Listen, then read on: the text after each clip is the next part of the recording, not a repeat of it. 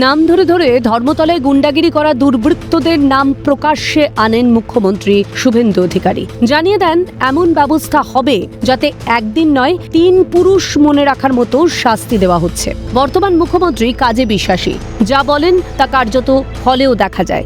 সকালে বিধানসভা থেকে মুখ্যমন্ত্রী সোচ্চার হওয়ার পরেই পুলিশ তৎপরতার সঙ্গে শুক্রবারের ঘটনায় জড়িতদের চিহ্নিত করে তলব শুরু করে। সূত্রের খবর, ভিডিও ফুটেজে দেখে 70 জনকে চিহ্নিত করা হয়েছে। তাদের মধ্যে প্রাথমিকভাবে 9 জনকে আটক করে পুলিশ। পরবর্তীতে মোহাম্মদ আফরোজ ও আরশাদ আলী নামে 2 দুর্বৃত্তকে গ্রেফতার করা হয়। শুক্রবার সাংবাদিক নিগ্রহের যে ঘটনা ঘটেছে সেখানে দেখা যাচ্ছে ঘটনাস্থলে উপস্থিত ছিল 2 ব্যক্তি। ছাত্র না হয়েও কোন অভিসন্ধি নিয়ে এই মিছিলে উপস্থিত ছিল তারা জিজ্ঞাসাবাদ করে জানার চেষ্টা করছে পুলিশ।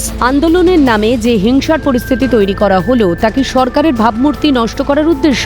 কিন্তু কাদের ইন্ধনে এই ধরনের কাজ করার সাহস দেখালো নৈরাজ্যকারীরা? উত্তরের খোঁজে তথ্য তালাশের কাজ চালাচ্ছেন তদন্তকারীরা। মফিজুল ইসলাম ও অভিরূপা সাহার রিপোর্ট, ক্যালকাটা নিউজ।